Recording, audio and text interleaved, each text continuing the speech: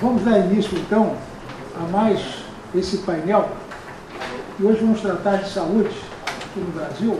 E para compor a mesa, eu trouxe para coordenar o evento o Major Brigadeiro Jorge Marones, ex-comandante da saúde da aeronáutica, e doutora Lígia Bahia, todos conhecem os seus artigos do Globo, professora, especialista em saúde pública, e o doutor Ivandro, que é diretor clínico do Procardíaco, Ivandro Tinoco Mesquita, professor da UF também. E o tema que nós vamos tratar aqui é saúde, saúde no Brasil. Esse nosso evento é mais um dos seminários que nós estamos organizando para a constituição de um projeto nacional para o Brasil. Então, esses seminários envolvem temas do desenvolvimento econômico, saúde está inserida nele, porque saúde faz parte da infraestrutura social, e temas referentes à identidade nacional, temas referentes à inserção internacional do país, tá? São cerca de 36 seminários. Esse é o seminário de número 11. Nós já percorremos praticamente toda a infraestrutura, meio ambiente, recursos naturais, etc. E hoje vamos entrar na parte referente à infraestrutura social. Vamos falar sobre saúde, depois temos dois eventos sobre educação, educação básica e educação superior. Tá? Então vou passar a palavra para o coordenador da mesa, que é o Major Brigadeiro Jorge Marones. Dentro desse propósito, Instituto da Brasilidade de Construção de um Projeto Nacional, não poderia deixar de faltar saúde, né? Uma das grandes demandas da população hoje, só basta ler o jornal, qualquer meio de comunicação, está saúde e segurança. A questão da saúde é uma questão extremamente importante. Ela permeia desde a população mais pobre, enfrentando problemas também que a classe média tem enfrentado com a saúde, e demandas não atendidas da saúde, e o sistema de saúde do Brasil, que eu diria que o SUS, né, Lígia, sempre teve sobre ataque, desde que começou. Foi uma das coisas melhor concebidas no mundo, uma das arquiteturas institucionais mais magníficas que a gente tem, que é a Constituição, o grande legado da Constituição de 88, com todas as virtudes e falhas que ela possa ter tido, mas o SUS foi um ponto altamente positivo, como a criação no artigo 129 do Ministério Público Federal, que estava falando com o doutor Pedro, aí, os olhos da sociedade. A professora Lígia Bahia ela já falou quando eu era do Hospital da Aeronáutica. Eu me lembro que na época ainda havia um predomínio de direitistas. Aí meu nome, a Lígia não sabe disso, foi para o serviço de inteligência, depois que eu chamei ela. Aí eu falei, chamei, Brigadeiro Saito me chamou, eu falei, chamei e tornaria a chamar. Não, está certo, não sei o que, ele era muito apaziguador. E que, em realidade, nós estamos vendo uma onda na saúde. Agora eu falo como cidadão, eu sou do tempo, eu me formei em 76, estava falando para a Lígia. Em 75 eu era acadêmico do Hospital do Andaraí, o CTI, que era o máximo que o acadêmico aspirava, era muito estudioso na época, e o general, o senador, o empresário iam ser operados nos hospitais públicos, servidores do Estado. O Figueiredo, quando infartou, foi para o Hospital dos Servidores do Estado. E tem histórias, o Hospital da Lagoa, um dia desse, não me lembro o nome, atendendo um médico de 99 anos, que hoje está sem, está vivo ainda. Ele falou que no Hospital da Lagoa você olhava para o chão e se penteava, de tão perfeito que era o Hospital da Lagoa. E nós assistimos um debacle profundo da saúde pública no Brasil. Uma destruição proposital. Tudo que eu fiz na minha vida, do mestrado até o curso de alto estudo estratégico na Escola Superior de Guerra, foi com ensino público. Nunca paguei colégio. E a saúde, sempre a saúde pública. E hoje o plano de saúde se tornou obrigatório para qualquer um. E a Lígia, talvez tenha sido o primeiro trabalho, foi seu com Pedro Schaeffer, né? O livro Planos e Seguros de Saúde. Então, passar a palavra para a doutora Lígia aí, que é uma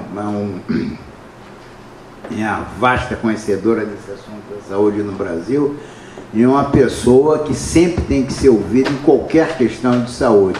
O Evandro não está aqui ainda. Evandro é diretor do Hospital Procardíaco e tem uma vida acadêmica muito profícua na Universidade Federal Fluminense. Particularmente tenho um carinho especial que ele foi meu orientador no mestrado. E sempre foi uma pessoa que eu ouvi muito quando eu estava nos cargos de direção de saúde, no ambiente das Forças Armadas. Então, passar aqui a professora Lígia para falar e agradecer em nome do estudo. Professor Dark, professor Carlos Lesse, toda a equipe do estudo. Obrigada, boa tarde. Eu queria iniciar agradecendo imensamente o convite, esse convite muito honroso para ser uma das painelistas dessa série de seminários que considero super importante, porque, de fato, é preciso que a saúde ela integre um projeto de desenvolvimento, especialmente quando a gente fala de saúde pública. A saúde pública secularmente integra projetos de desenvolvimento, então eu penso que é muito feliz, primeiro, a inserção do tema da saúde pública e, segundo, que a gente apresente sob forma de um debate. É muito honroso para mim também integrar um painel com o professor Evandro, e acho que todos nós aqui sabemos sobre saúde, doutor Renato, tem um pessoal aqui da UFRJ que está aqui presente, também queria agradecer muito a presença, Vadir, Cláudio, Everton, que está lá fora dando uma entrevista para uma correspondente chinesa que quer saber sobre mais médicos. Então, estão todos aqui, acho que todos nós, de certa maneira, somos especialistas no tema, então vocês todos estão convidados também a participar. Eu preparei uma apresentação, eu vou ficar assim em pé, porque senão eu mesma não vou enxergar a apresentação, falar um pouco sobre o SUS, né, os desafios e as perspectivas. Acho que esse é o tema. Esse é o tema por quê? Porque o SUS integrou um projeto de desenvolvimento na Constituição de 88, mas é preciso que a gente se pergunte hoje, primeiro, se esse projeto de desenvolvimento da Constituição de 88, qual foi o resultado desse projeto de desenvolvimento, e se esse projeto da Constituição de 88 ele está atualizado para o ano de 2019. Eu acho que essa é uma pergunta que o próprio Instituto da Brasilidade se faz ao, então, convocar esse conjunto de painéis. Então, você me ajuda, né? Então, preparei assim um pouquinho esse roteiro básico. Eu não vou falar só do Brasil. Se a gente falar só do Brasil, eu perco o argumento. Então, eu preciso falar um pouco do mundo também, mas eu espero ser rápida no mundo e mais lenta aqui para falar sobre o Brasil. Próximo, por favor. Então, é isso, né? Assim, quando que as pessoas adoecem e morrem, isso é um conhecimento que é importante que a gente divida aqui com vocês. Eu vou tentar falar um pouco sobre isso. Próximo, tentar ser rápida, né? Isso é um pouco contra-intuitivo o que eu vou dizer agora, então eu acho que nessa parte é preciso que, se vocês puderem, sim, vamos prestar atenção nessa parte aqui, né? Porque, na realidade, hoje a gente tem uma humanidade totalmente diferente do que nós tivemos durante todos esses séculos de existência da humanidade. É uma humanidade que vive muito mais do que os nossos antecessores, né? Do que os nossos tataravós, do que os nossos avós, etc. E por como que isso aconteceu, não é? Então, a esperança de vida era de 46 anos, hoje a esperança global de vida é de 71 anos, uma diferença enorme. Não é linear, isso não é homogêneo. Na realidade, então, em alguns países isso é muito mais, em alguns países isso é muito menos, né? Alguns países estão acima dessa média, outros países estão muito abaixo dessa média, e isso é uma história que muda ao longo do tempo, mas ela causa uma comoção imensa. Por que não era assim? Né? Não era assim. As pessoas, ricos e pobres, nasciam e morriam igualmente. A probabilidade de ricos e pobres nascerem, viverem e morrerem era igual, não é mais. Nós estamos vivendo num mundo no qual essa chance de viver ela é muito diferente dependendo do país em que se nasce, dependendo da classe social na qual esteja situado, tudo isso, tão próximo. Então, assim, só para a gente falar vidas breves, né? A expectativa de vida era muito pequena. Então, Péricles morreu muito cedo, o Alexandre o Grande morreu muito cedo, o Cervantes viveu pouco, o Shakespeare viveu pouco, o Kafka viveu muito pouco, né? Todos sabem disso, porque o Kafka voltou a ser falado agora como Kafka, né? O Monteiro Lobato viveu muito pouco. O Noel Rosa, né, que foi nosso contemporâneo de faculdade, nós aqui que fizemos a Faculdade Nacional de Medicina, ainda bem que até parou de fazer a faculdade, né, porque se ele tivesse sido médico, sequer teria sido o bom sambista que ele foi, de tão pouco que viveu, né. Então, de um lado, assim, foi muito bom que ele não tenha se formado médico, mas de outro lado, muito ruim que tenha vivido tão pouco e de uma causa que hoje, morreu de uma causa que hoje é uma causa evitável, né? Porque essa ideia do Noel Rosa é importante porque existe um preconceito em relação ao Noel Rosa, como se o Noel Rosa não tivesse nascido no morro, fosse um sambista, morreu de pobreza. Não é nada disso, né? O Noel Rosa estudou no Colégio São Bento.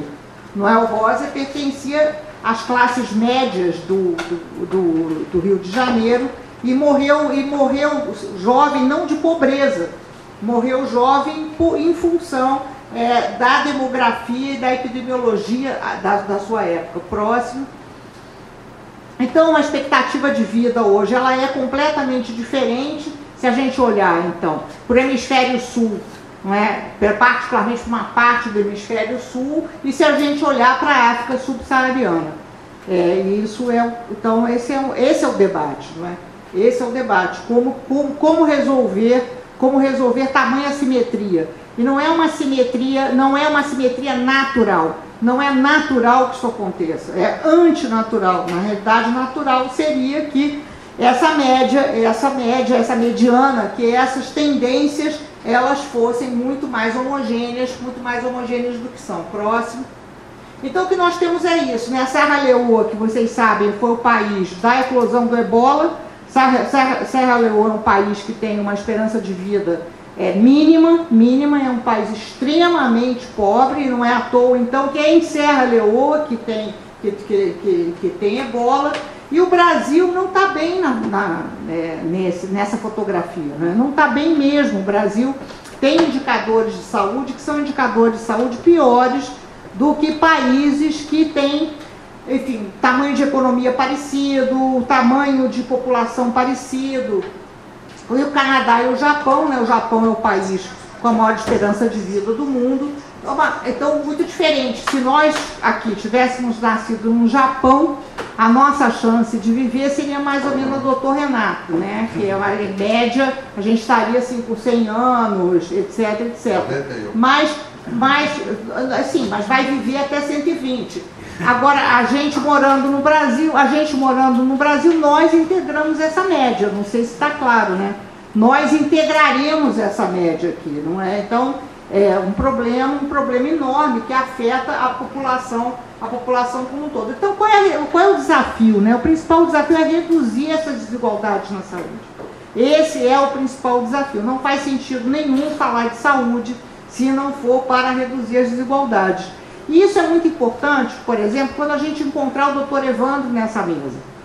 O setor privado não tem esse desafio de reduzir as desigualdades. O setor privado pode ter o desafio até de melhorar a qualidade da assistência, mas não tem o desafio de reduzir as desigualdades. Então, o problema é exatamente esse, né? Uma política de saúde, ela não faz o menor sentido. Não faz o menor sentido investimentos em saúde se são investimentos que não reduzem desigualdade. Então, muitas vezes, há uma certa controvérsia, que é uma controvérsia, eu diria assim, equivocada. Nós não somos contra o setor privado da saúde. Ninguém é contra o setor privado da saúde. O que se é contra é uma política que não seja voltada para a redução de desigualdades. É completamente diferente. Não é? Então, e essas polêmicas, às vezes, elas são mal interpretadas. Elas aparecem assim, esse pessoal sanitarista, todo mundo é socialista, todo mundo é comunista, não é. Na realidade, esse pessoal sanitarista, esse pessoal, enfim, estuda isso, né, há muito tempo, e nós temos essas evidências para serem apresentadas. No próximo. Então aqui, não é essa relação entre PIB per capita e o índice de Gini, que também é um pouco contra-intuitivo, e a gente tem que conversar um pouco sobre isso. Na realidade, não é país rico, não é a riqueza de um país que em si ela provoca maior esperança de vida, senão os Estados Unidos seriam o país com a maior esperança de vida do mundo. Não são. O país que tem maior esperança de vida do mundo é o Japão. O Japão não é o país que tem o maior PIB per capita do mundo. Então, entretanto, existe uma relação entre riqueza e esperança de vida, mas é uma relação de mínimos, não é uma relação de teto. Não é o país mais rico que tem maior esperança de vida. Então, essa não é uma relação direta entre riqueza. O Brasil não tem esses indicadores de saúde porque nós somos um país de renda média. Não é isso. O Brasil tem indicadores de saúde, que são indicadores de saúde que não, ruins, não é só porque nós somos um país de renda média, porque as políticas de saúde estão equivocadas. Então é preciso assim, reconhecer, existe uma relação, uma associação entre o PIB e a saúde, mas ela não é linear, ela não é uma relação direta, não é assim. Não é basta ter mais riqueza, senão, na época, por exemplo, do crescimento econômico maior que o Brasil teve, que foi durante o regime militar, a gente teria elevado o nosso indicador de saúde absurdamente, e não ocorreu. Então, essa relação entre aumento da riqueza medida pelo PIB, é alguma coisa que também a gente precisa conversar. Eu dei o exemplo de Serra Leoa. Não pode ser Serra Leoa. Um país não pode ser tão pobre quanto Serra Leoa, mas não quer dizer também que apenas o crescimento econômico isoladamente constitua um projeto de desenvolvimento. Então é preciso combinar crescimento econômico, expansão da riqueza e etc., com políticas adequadas de saúde. Próximo. Aqui, então, a mortalidade infantil, que também não corresponde exatamente à renda, eu estou dando agora um exemplo ao contrário. Ao invés de esperança de vida, a mortalidade infantil. Então, os países com maior PIB aqui, e os países aqui, olha só, os países com PIB que estão aqui, a mortalidade infantil ela não é exatamente assim. O Japão, por exemplo, tem uma mortalidade infantil hoje de 2 por mil. Na realidade, quase não morre, as crianças não morrem, 2 por mil é um índice fantástico, um indicador fantástico. E, de novo, então, acontece a mesma coisa. O Afeganistão tem 111 por mil. E o Brasil, de novo, aqui tem uma mortalidade infantil que também não corresponde à renda per capita, É maior. Nós temos maior mortalidade infantil do que teríamos se a gente fizesse uma proporcionalidade entre renda e indicador de saúde. Próximo. Então, a maior heterogeneidade aqui, muito heterogênea aqui na esperança de vida, e aqui, nesse outro slide, a mortalidade infantil já tem maior homogeneidade. Quero demonstrar um pouco que foram políticas, políticas foram, assim, o mundo teve políticas de combate à mortalidade infantil. Então, por exemplo, a amamentação materna, o soro de reidratação oral, tudo isso são políticas, vacinação, políticas de saúde pública que nos levaram, então, a ter maior homogeneidade aqui para a mortalidade infantil e maior homogeneidade para uma e grande heterogeneidade para outra. Por que a Arábia está tão mal? Porque a Arábia é até super rica, excelente pergunta. Por que esses países que são tão ricos, uma riqueza per capita tão extremo, indicadores de saúde péssimos, Péssimos. Então, é esse contraste que exatamente a gente está comentando. Então, por quê, Eu diria que, então, as políticas de saúde pública, elas têm muito impacto, elas podem produzir maior igualdade, maior igualdade não quer dizer maior igualdade que todos serão iguais. maior igualdade nas condições de nascer e viver. Tem outros muito mais iguais do que... Exatamente, pelo menos em relação a essa possibilidade de sermos humanos enquanto vivemos, com maior igualdade. Então, próximo. E aqui, então, as causas da desigualdade, né? Porque aqui nós temos esses prédios em São Paulo, uma favela do lado dos prédios, todos nós sabemos disso, isso não é objeto desse seminário exatamente, mas é uma desigualdade muito grande, não é?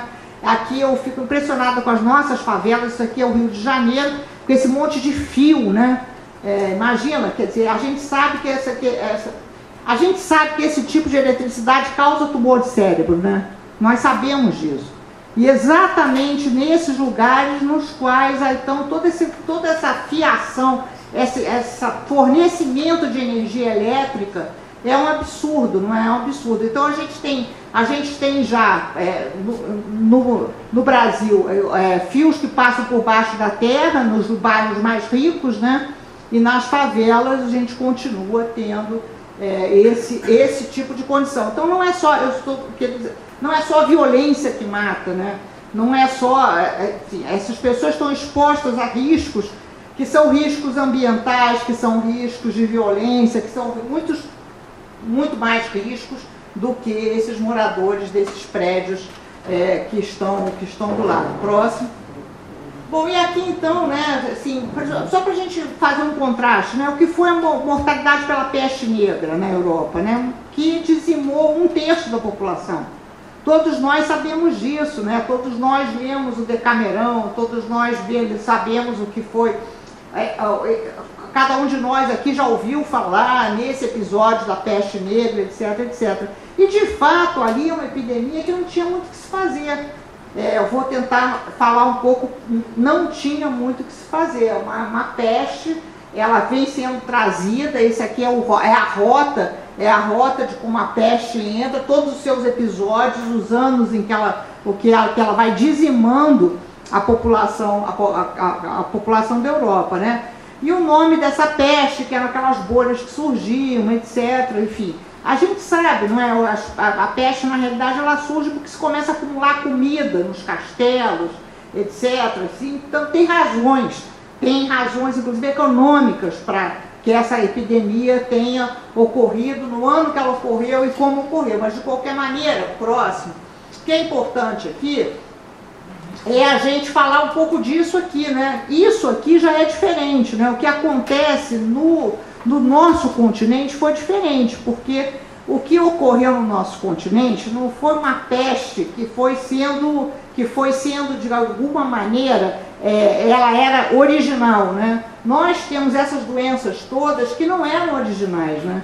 Varíola, sarampo, difteria, coqueluche, catapora, e aqui, né?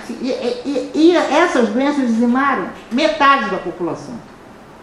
Então, a gente tem uma ancestralidade, digamos assim, de desigualdade muito grande, né? E no momento posterior ao da peste isso poderia não ter acontecido, né?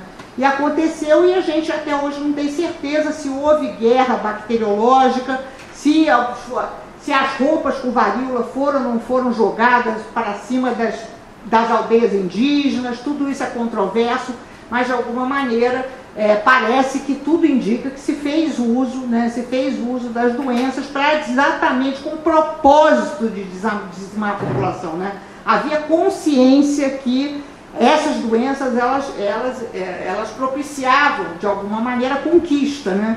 A conquista se serviu das doenças. Próximo. E aqui então, assim, voltando, né? Por que eu estou absolvendo a peste negra e não estou absolvendo o processo de colonização? Porque de verdade, assim, a compreensão do processo de saúde e doença, ela era completamente diferente da que nós temos hoje. Então isso aqui é um quadro, eu não sei se vocês conhecem esse pintor, ele é um pintor Albrecht Dürer, pintor relativamente importante, famoso, etc. Isso aqui ele se chama o sifilítico, e se achava que a sífilis, então, ela tinha a ver com o zodíaco.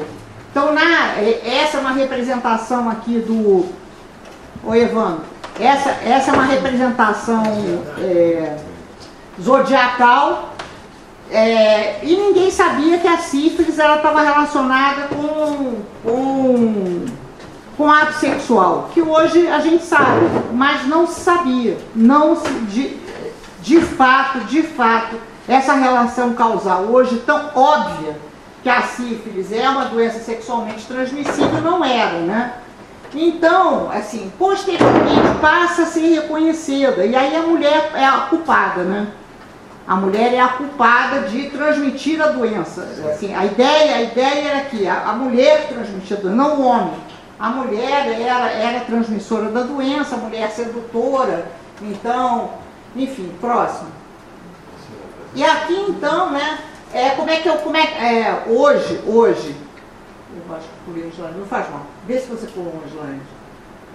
Tá, eu falo. Então, essa compreensão do processo saúde e doença, que era uma compreensão ou religiosa, mágico-religiosa, não se sabia exatamente o que causava o quê. Havia médicos que, por exemplo, hoje o que o atual presidente da República faz, que é mergulhar no Rio Jordão. Havia médicos que essa era a terapia. As pessoas estavam com sífilis. Qual é o remédio? Mergulha 12 vezes no Rio Jordão. Então, enfim, mergulhar no Rio Jordão não é alguma coisa que não tenha um sentido, não é? Tem um sentido épico, histórico, etc. A ideia é, enfim, como é que faria o quê para curar uma pessoa com sífilis, né? E hoje, então, até é importante que o professor Evandro tenha chegado, né? Essa é uma situação completamente diferente. A gente tem um predomínio das chamadas doenças crônicas não transmissíveis, né? Doenças que são causadas por um certo desgaste, né? Digamos assim, um certo... tem causas que são múltiplas, estresse, sedentarismo, o tipo de trabalho realizado, como que nós vivemos, o tabagismo, o tipo de alimentação, etc. Então, a principal causa dessas doenças é a doença cardiovascular, enfim, infarto agudo do miocárdio, acidente vascular cerebral, etc. E como é que isso aqui, enfim, hoje esse é o principal desafio em termos de quais são as políticas de saúde que nós teremos para enfrentar esses desafios. Porque as doenças infecciosas, elas de certa maneira foram enfrentadas, bem ou mal enfrentadas, mas foram com políticas de saúde. Isso é o debate atual. Próximo. Então, isso aqui é uma repórter do New York Times. Acho legal ler essa história para a gente entender a desigualdade, né? Então ela diz assim: foi meu irmão que salvou minha vida. Ela é uma chiquérrima, né? Uma pessoa chiquérrima, que ela tinha acabado de voar para Hong Kong, ela foi fazer uma conferência importante, e aí ela tem um irmão médico, né, que mora em Nova York, ela é saudável, e ela conta que esse ator, eu não sei quem é esse ator, mas ele é um ator importante, que ele trabalha nessa série Beverly Hills. Ele teve um infarto e morreu. O ator morreu com 52 anos. E ela então diz que ela não morreu porque ela tem esse irmão médico. Porque assim que ela começou a sentir algum tipo de sintoma, ela ligou para o irmão médico e o irmão médico salvou a vida dela. Então, veja, olha só, é muita desigualdade, né? É muita desigualdade, porque quem é que tem um irmão médico, né? Que você pode ligar para o seu irmão médico e você está em Hong Kong, liga para o irmão médico consegue resolver um atendimento em Hong Kong. Então, e ela atribui isso à sorte. Ela diz, foi sorte minha. Mas eu não atribuo isso à sorte, eu atribuo isso a uma condição econômica extremamente favorável, né? Extremamente favorável, que poucos seres humanos no mundo têm, né? Então, só para a gente conversar um pouco e falar um pouco desse ator aí, então, que teria dado azar, né? E o irmão dela, além de tudo, era bom médico, né? Porque insistiu para que ela fosse ao serviço de saúde, etc. Próximo. Bom, então, a gente tem hoje esse conceito de mortes evitáveis, que parece um paradoxo, né? Porque uma morte não é evitável, mas esse é um conceito atual, mortes evitáveis. Ele é importante porque ele orienta a política, né? ele orienta a política de saúde então ela está orientada para que as mortes evitáveis sejam evitadas. O pressuposto é que tem mortes que não são evitáveis, mas existem então mortes evitáveis, e é aí que a gente teria que ter nossas prioridades. Então, quais são essas principais mortes evitáveis, né? Os distúrbios neonatais, que são muito importantes, por exemplo, no Brasil, né? No Brasil, a gente tem uma mortalidade infantil que já não é mais por diarreia, não é a mortalidade infantil por desnutrição, é uma mortalidade infantil que ela ocorre por causas de mau atendimento à gestação e ao parto. Então é mais difícil, né? É preciso um sistema de saúde que propicie um excelente atendimento à gestação e um excelente atendimento ao parto. Então, a gente tem essas, varia também, os acidentes rodoviários que provocam elevado número de mortes nos países ricos e mais pobres, enquanto, né, alguns países de renda alta, esse número diminui. Então aqui de novo também é outra coisa que é contraintuitiva, não é o número de carros que determina o número de mortes por acidentes de carro. Tem países que têm um número de carros maiores per capita do que o Brasil, por exemplo, com menor número de acidentes de carro. Não é? É o tipo de, enfim, a gente não tem ferrovia. O Brasil aí teve, né? Aí sinceramente a nossa infraestrutura é uma infraestrutura muito favorável à morte, né? A gente não tem uma infraestrutura que protege, e agora então, inclusive com essa ideia de não termos mais radares, de acabar com a chamada indústria da multa, etc., isso tenderá a piorar, não é? A gente certamente tenderá a piorar, porque é claramente relacionado, né? Bem, e aqui então, só para a gente falar um pouco disso aqui, desse contraste, né? Porque o suicídio, então, é uma causa de morte evitável, não sei se vocês têm essa noção, o suicídio hoje é considerado evitável, existem políticas para evitar a morte por suicídio, um conjunto de políticas, de estudos, etc., já se avançou muito em relação a isso. Mas, enfim, o suicídio, ele aumenta no mundo todo, aumenta no Brasil também, mas no Brasil o principal problema é o homicídio, né? Que é diferente do que ocorre em países ricos, nos quais a principal causa, né, desse subgrupo de causas é o suicídio, não são os homicídios, os acidentes. O Brasil não, nós somos campeões, então, de homicídios e somos campeões de acidentes em estradas, né? E principalmente, por exemplo, só para a gente assim, se conectar com essa agenda do desenvolvimento, é um absurdo subsidiar a compra de moto. É um absurdo, é uma política absurdamente, uma necrofilia, não é uma política, porque, claro, a moto é mais barata, as pessoas podem comprar uma moto, vão entregar pizza de moto e vão morrer como moscas, não é? Como ocorre todo dia em São Paulo, no trânsito de São Paulo, 3 mortes, um número imenso de acidentes e um número grande de mortes diárias por uso de moto em um trânsito que é um trânsito absurdo, não é? Porque é completamente diferente do que ocorre na China, na Índia. Tem um trânsito que parece um absurdo, mas por incrível que pareça, ele é menos absurdo do que o trânsito do que nós temos nas nossas grandes cidades e também agora nos interiores, né? Os acidentes de moto passaram a ocorrer também nos municípios menores, principalmente no Nordeste. Bem, então aqui, assim, essa é a nossa glória, né? Eu vou repetir aqui, essa é a glória da saúde pública. O declínio da mortalidade infantil. Isso a gente tem muito que comemorar aqui em relação a isso e tem muito que aprender com isso, né? Enfim, mas é um declínio também desigual, né? Isso aqui poderá ficar muito mais homogêneo, esse declínio da mortalidade em menores de 1 ano e menores de 5 anos ainda é heterogêneo, mas de qualquer maneira é um declínio. Próximo. Bem, então a gente nunca, vamos lá, né? Nunca as pessoas viveram tanto tempo, foram tão saudáveis, as conquistas médicas são muito efetivas, é importante que a gente note isso, a gente não está mais naquele tempo do quadro do ossifilítico, nós temos conquistas conquistas médicas importantes.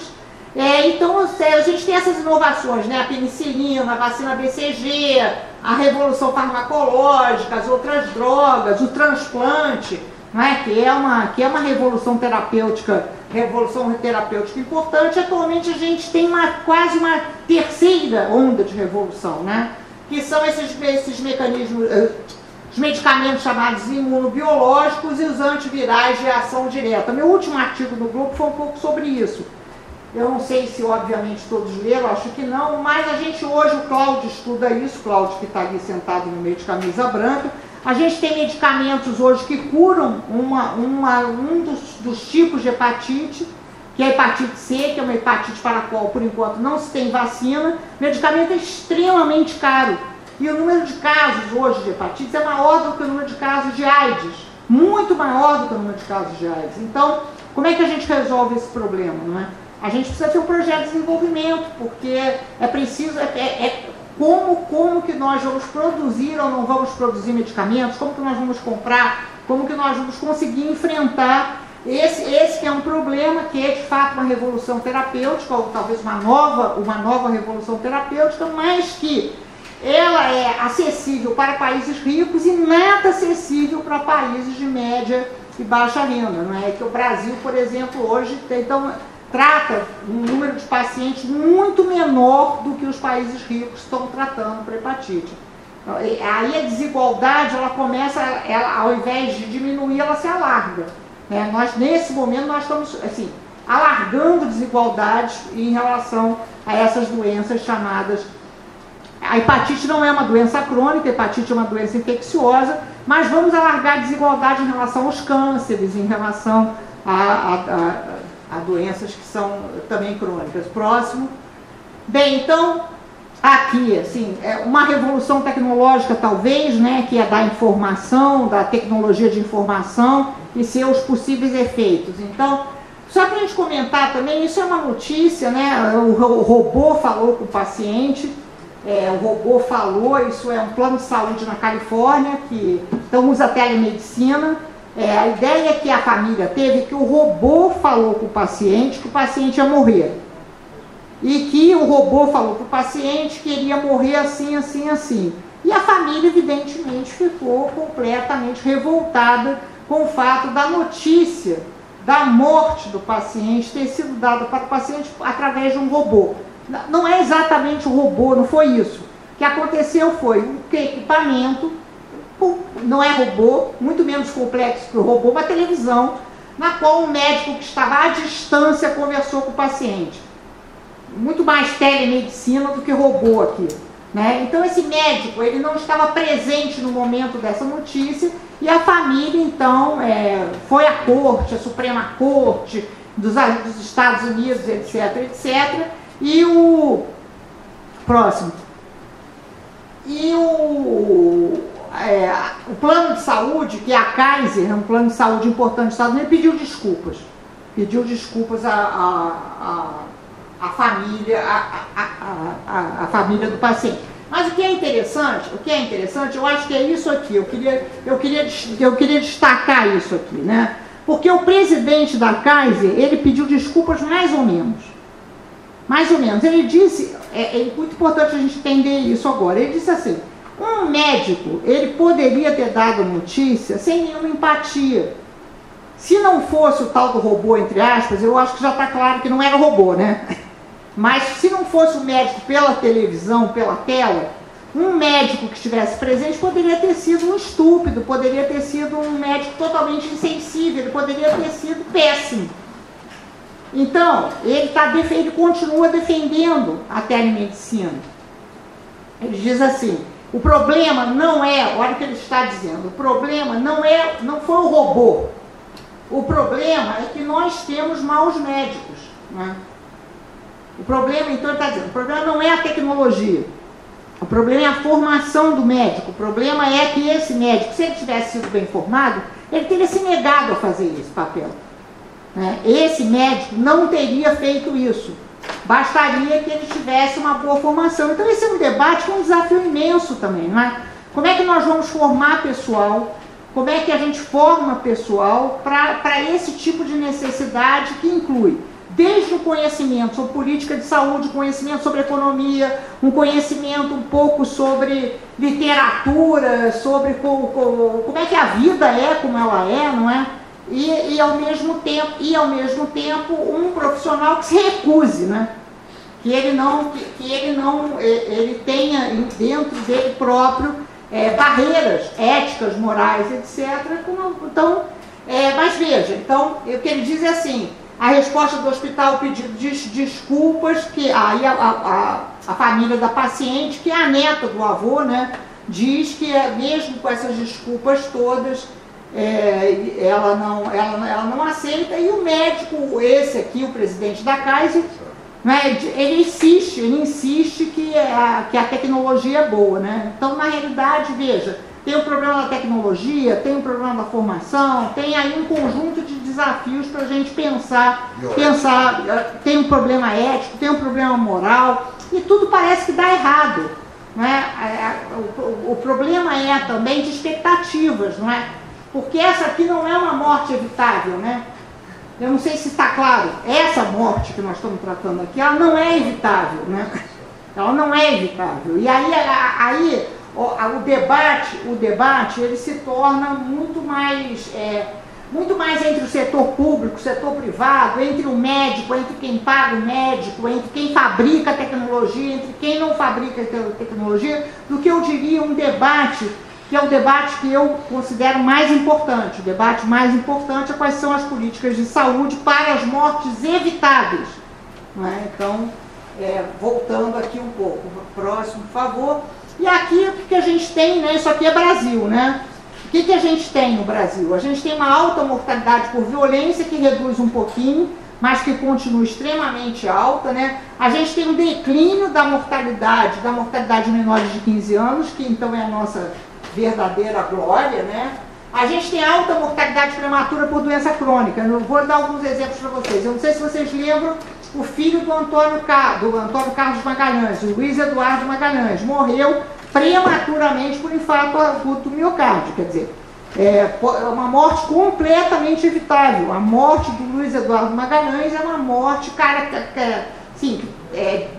ela é uma morte caracteristicamente evitável, e a gente não consegue. E a gente tem uma parte das mortes que são mortes, enfim.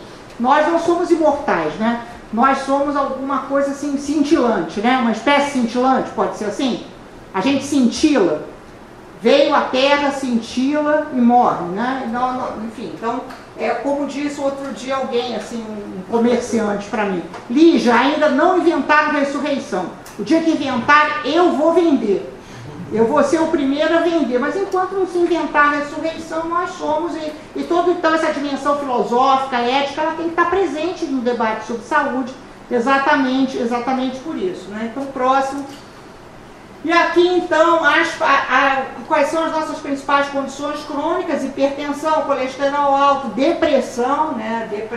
Artrite, diabetes, asma, e algum tipo de doença no coração. Então, a gente tem, o que eu disse, né, 700 mil pessoas vivendo com hepatite C e 900 mil pessoas atualmente que são portadoras que são HIV positivas, né? Então, é muita gente para a gente cuidar. Tudo isso aqui é morte evitável. Próximo. E eu achei essa uma citação do Guimarães Rosa, né? A gente tem que ter prioridades, porque eu acho muito legal essa coisa do Guimarães Rosa, que diz, né, uma coisa assim, né, é pôr ideias arranjadas, outra é lidar num país de pessoas de carne, sangue, de mil misérias, né? Então, todo mundo nasce, a gente já tem uma população que cresce, né? A gente está aqui com o Vadio é do IBGE, mas a nossa população vai decrescer, mas por enquanto ainda cresce. Né? E tem muita prioridade, muita gente nascendo, crescendo, casando, querendo emprego, e muita doença, né? Muita doença. Então, quais são as prioridades? A gente volta a insistir. Olha só, o problema não é saber se é público ou se é privado, né? O problema é quais são as prioridades, como é que a gente tem política de saúde que melhore de novo as condições de nascer, de viver, de morrer nesse país. Próximo. E aqui é um medicamento, né? Esse medicamento aqui, que é caro pra caramba, 60 mil reais. Né? E tem medicamentos mais caros, né? Eu acabo de vir assim, de uma experiência de uma criança que usou um medicamento de 300 mil reais, medicamento experimental. Então esse é um problema, né? O que a gente faz? Vacina, atenção básica, medicamento caro, transplante. E falar um pouco, estou me assim, aproximando do meu final da minha apresentação, né? O SUS que deu certo, o SUS que não deu certo, né? Porque, como a gente estava falando no início da apresentação na mesa, o SUS é uma política social extremamente bem sucedida na aprovação da Constituição de 88. Acabou a Constituição, o SUS já começou a ser atacado, né? Assim, então, até a Constituição de 88, nós tivemos, eu acho que talvez o maior sucesso que o país do capitalismo periférico pôde ter tido na idealização e na aprovação de um projeto de sistema de saúde universal num país como o Brasil, grande, etc. Mas acabou a Constituição, então, e imediatamente não foi só o SUS que foi atacado, né? A Constituição de 88 foi atacada. Essa frase que o orçamento não cabe, como é que é? O Brasil não cabe na Constituição, o orçamento não cabe na Constituição, ela é uma frase do Sarney. Ela é uma frase muito antiga, né? Como se a Constituição tivesse aprovado muito mais direitos do que receitas para dar conta, então a Constituição teria sido defeituosa, mas não, né? Porque na realidade o SUS ele é reconhecido internacionalmente como um desenho institucional, uma ideia de sistema de saúde extremamente importante, e hoje em dia ninguém mais é contra o SUS, né? Na Constituição era-se contra o SUS, depois da Constituição era-se contra o SUS. Por exemplo, o Banco Mundial ficou contra o SUS até os anos 2000. Até os anos 2000 o Banco Mundial atacava o SUS, dizia que o SUS era impossível. E agora não, agora todo mundo reconhece que o SUS está correto. Sem SUS nós continuaríamos a ter essa imensa desigualdade, né? Sem SUS a gente caminha para um mundo que é um mundo cruel, né? Muito mais que desigual, é um mundo cruel. Então eu penso assim, o SUS ficou na metade do caminho, né? O que a gente tem? O que a gente tem de bom? A gente tem isso, a gente tem vacina, tem atenção básica, tem medicamento, cara, e tem transplante, tem o SUS. O SUS não é atenção básica só, o SUS é muito mais do que atenção básica, o SUS paga tudo isso, né? Paga transplante, paga a maior parte dos tratamentos oncológicos no Brasil, tudo isso é financiado pelo SUS. O que não dá certo no SUS? Não dá certo consulta especializada, os exames laboratoriais não dão certo, demora muito tempo, quando a pessoa vai fazer o exame laboratorial já está com 3 doenças, ao invés de estar só com aquela, então, e as internações, aqui é o SUS que não deu certo, né? E o SUS ficou na metade do caminho. E o SUS que não deu certo mesmo é que a saúde não é direito no Brasil, né? Depende do vereador, depende do médico que atendeu, depende se você conhece alguém naquele hospital, se uma pessoa que é seu amigo, primo, consegue essa internação, não sei como, etc, etc. Então isso não deu certo, a gente não conseguiu superar. Mas eu diria assim para todos nós aqui, que também não deu certo em lugar nenhum, né? Porque a gente também precisa conhecer alguém que conhece alguém do plano de saúde. Aqui no Brasil, o que é bom não é ter médico de família, é ter médico na família, né? Porque todos nós, assim, morremos de medo com toda razão. Todo mundo morre de medo de tudo que seja de relativo à saúde, e todos procuram se cercar de que, né, esse fala com aquele, conhece aquele, então não é direito, né? Mas de qualquer maneira nós temos esse caminho aqui. Isso aqui é muito importante que a gente pise e repise. Por quê? Porque tem uma ideia que assim, o SUS ficaria com a atenção básica e o resto fica com o setor privado. Isso não vai dar certo no Brasil. Não vai dar certo, porque o setor privado não quer. O setor privado não quer isso aqui. O setor privado quer isso aqui. Quer essa parte aqui do meio, que é a consulta, que é internação assim, não é transplante, quer alguma coisa que a gente, assim, vulgarmente chama de filé mignon, né? Quer ficar com a parte do meio, não quer ficar nem com o que custa muito caro e também não quer ficar com atendimento muito aos pobres, quer ficar ali, então, mas isso não, também, assim também não dá. Esse acordo é um acordo muito desfavorável para que a gente reduza a desigualdade. Que, com esse acordo a gente amplia a desigualdade, a gente não reduz a desigualdade. Então é um acordo que a gente precisa conversar o tempo todo sobre ele, né? Ele está vigindo assim, de maneira velada, mas a gente precisa desvelar o que está acontecendo até para tentar restabelecer condições mais favoráveis para a saúde pública. Então, próximo.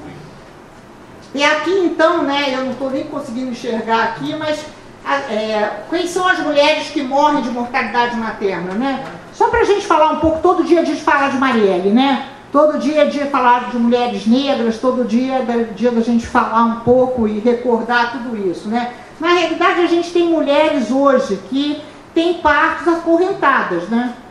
Vocês sabem disso, né? Mulheres que são presas e que, quando elas vão ter neném, elas são algemadas.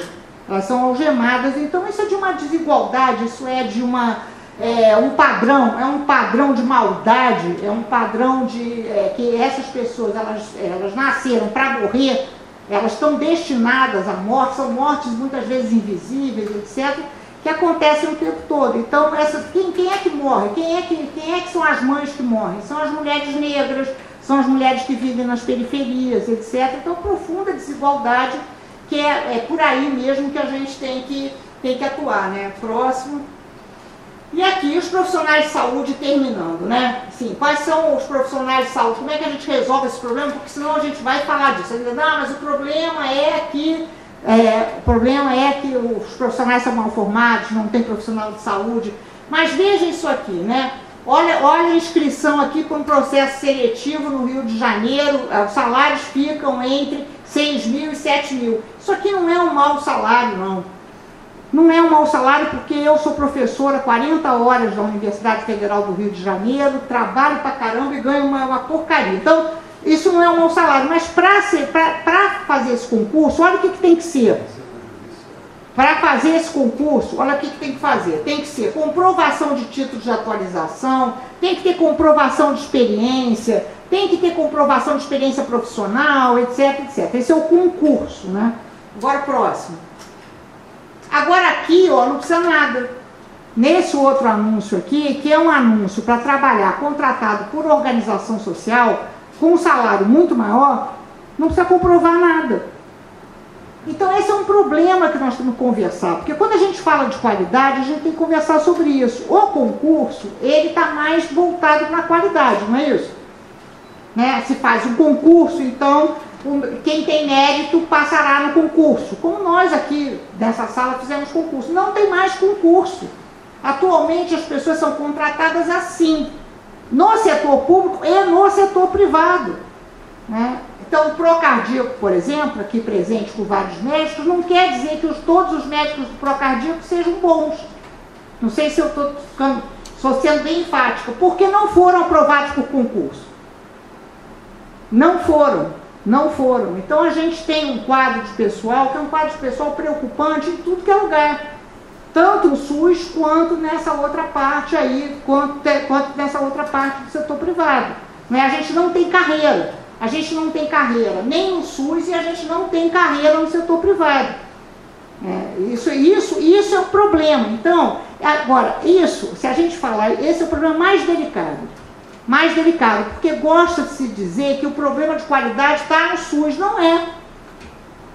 O problema de qualidade ele é um problema seríssimo, que afeta tanto o setor público quanto o setor privado, não é? Ainda mais se agora a gente oferece mais salário para quem não faz concurso, e que está acontecendo em todos os lugares. Então, digamos, olha só, um médico do Einstein, do Hospital Albert Einstein em São Paulo, não fez concurso para ser do Hospital Albert Einstein. Claro que ele pode ser muito bom, por fatos que ele está selecionado. Ele está selecionado porque não é qualquer um que pode ser médico do Hospital Albert Einstein, né? Ele tem uma seleção ali. Mas se ele for filho de tal fulano, sobrinho de não sei quem, etc., ele vai entrar. Ele vai entrar, e a gente sabe disso. Nós, especialmente nós que somos médicos, sabemos disso, temos que falar a verdade, né? Então, essa qualidade ela é um problema, é um desafio e que a gente tem que começar a quebrar um pouco os ovos para tentar fazer um omelete, né? Próximo. E aqui então, né, assim, as perspectivas, já falei dos desafios, né? O SUS e os seus compromissos com a melhoria da saúde, né? Não faz sentido ter sistema de saúde sem compromisso com a melhoria da saúde, né? Pode fazer sentido para ganhar dinheiro, para trabalhar num lugar legal, tudo isso, mas isso não é compromisso com a melhoria da saúde, né? E a gente então tem que ter políticas públicas, renda, educação, moradia, transporte, segurança, controle, diagnóstico e tratamento precoce dos problemas de saúde prioritários, né? E aí sim a gente vai ter essa redução das mortes evitáveis e aumento da esperança de vida. Esse é um quadro que ele é preciso, ele não é um quadro teórico, né? Ele é fundamental, isso é uma política, isso se traduz em políticas objetivas, ou não, né? Ou não. Então, por exemplo, se a gente libera agrotóxicos, se a gente diz que não tem que ter radar, se o porte de armas vai ser totalmente liberado, etc., nós temos uma política ao contrário, né? Nós vamos aumentar as mortes que seriam mortes evitáveis, né? Se a gente tiver outro tipo de política, né, a gente vai reduzir as mortes evitáveis. Então isso não é uma ideologia, né? Isso é ciência, são fatos objetivos que nós precisamos conversar. Próximo.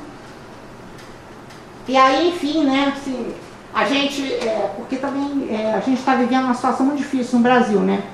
Então a gente tem que falar umas coisinhas assim, né? Que você só pode viver perto do outro, conhecer outra pessoa sem o perigo do ódio se a gente tem amor, né? E qualquer amor já é um pouquinho de saúde, um descanso na loucura, né? Sério, precisa ter amor nesse momento, né? Precisa ter amor pelos brasileiros, amor pelas brasileiras, amor pela humanidade, amor para, enfim, de esperança, não é? De que a gente viva num mundo mais justo, que a gente, enfim, que a gente propicie condições de viver, de nascer, tudo isso, né? Eu acho que esse amor aí a gente precisa colocar ele, inclusive amor para pensar boas políticas, né? Amor para pensar boas políticas, Vinícius da Silveira. Próximo.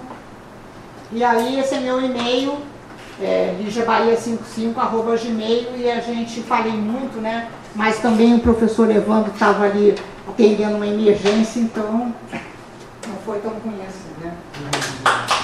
É uma honra receber um convite para discutir um pouco saúde com o professor Ali, né? Seguramente uma pessoa que toda a vida dela, toda a carreira dela foi estudar saúde, né? Só estudar saúde do ponto de vista coletivo, né? Ter uma visão macro, né? Daquilo que é muito correto, né? Todos nós temos uma ferramenta extremamente importante no país para curar a desigualdade, para poder oferecer às pessoas uma saúde de qualidade, e o SUS é algo que nós temos total alinhamento, né? Eu tenho tido a oportunidade de trabalhar olhando o profissional médico, né? De alguma maneira tentando entender o que está acontecendo, né? E o que as pessoas procuram nesse profissional, e o que ele, né, tem que, obviamente, estar entendendo o que está acontecendo, né?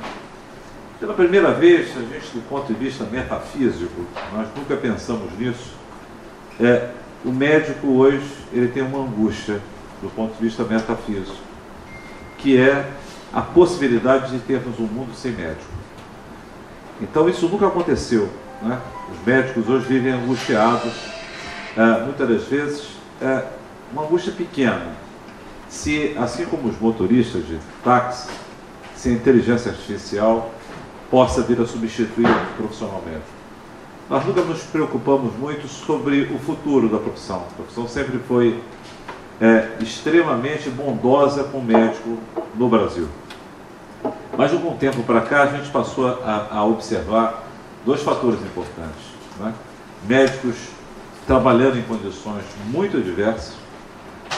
Ainda é raro no Brasil encontrar médico desempregado, muito raro. Mas, na maioria dos médicos hoje, tem uma questão metafísica de a morte da medicina. Eu não acredito que nos próximos 10 anos isso seja algo que esteja no nosso radar. Mas, com certeza, a tecnologia tem feito algumas coisas assim muito grandes para transformar a cabeça da gente. Obrigado. Pode projetar o próximo, por favor? Esse é um desenho que eu adaptei, né, de uma apresentação, que ela justamente conecta, né, o que o profissional de saúde, no caso o médico, vive hoje. E muitos dos profissionais em todas as áreas do mundo. Nós vivíamos numa era, não é, que as mudanças eram pequenas. Não é? A gente tinha uma visão, não é, do SUS, uma visão do consultório médico, do emprego público, da aeronáutica, não é, do Hospital da Aeronáutica, não é, que você, Marões, durante muito tempo militou e trabalhou. E o mundo era um mundo de problemas simples. Não é? Você pegava as pessoas, oferecia atendimento médico, oferecia remédio, vacina, e você ia resolver as coisas. Durante algum tempo, os sanitaristas pensavam muito mais do que o médico. Não é? Sanitaristas, eles são médicos que se especializam, não é, num olhar sistêmico. Não é? Cuidam das pessoas, alguns até nem cuidam de pessoas, cuidam de populações, mas tem o olhar centrado no indivíduo, embora cuide de populações. O mundo, obviamente, mudou muito rápido, não é? E, na realidade, hoje a gente vive um mundo VUCA, volátil, instável, caótico, ambíguo. Não é? Ao mesmo tempo que a gente pode ser contra o SUS, a gente quer o SUS. Por quê? Porque se a gente for ficar desempregado e tiver um plano de saúde, na hora do aposento, muitas famílias no Brasil não conseguem pagar o plano de saúde, e hoje pagar o plano de saúde passa a ser uma contribuição de muitas pessoas que contribuem com os pais, né, para poderem ter plano de saúde.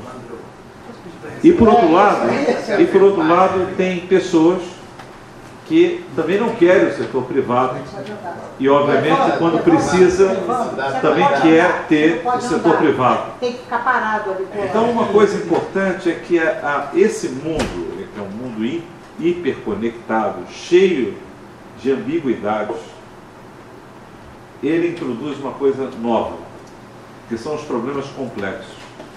Problemas complexos, eles brotam de pessoas com pessoas e na interação homem-máquina. Esse instituto tem discutido problemas complexos: violência, transporte, energia, mobilidade, segurança, educação. Saúde talvez seja um dos mais complexos dos complexos problemas. Por quê?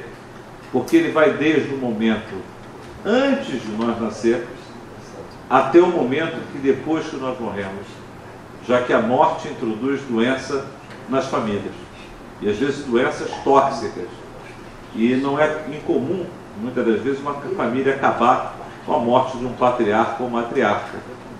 Só para vocês entenderem o quanto que saúde é algo complexo. Esse ambiente complexo, né, que a gente muitas das vezes oferece o SUS e quer marcar uma consulta, e às vezes não consegue, né, mas às vezes o sujeito consegue ter acesso a um doutor consulta, por exemplo, que é uma clínica de tecnologia. Já não chamamos mais de clínica popular, né? Porque é uma clínica que as consultas são guiadas por inteligência artificial. O sujeito está coletando as informações e já está surgindo um algoritmo conectando um protocolo, organizando uma prescrição e facilitando a tomada de decisão médica. Isso, com certeza, é algo contemporâneo. E, obviamente, essa disrupção que a gente vê hoje com a tecnologia, ela vai transformando a saúde, né? E, obviamente, o cidadão, né, ele precisa atividades como essa para ele ganhar o quê? Literacia em saúde.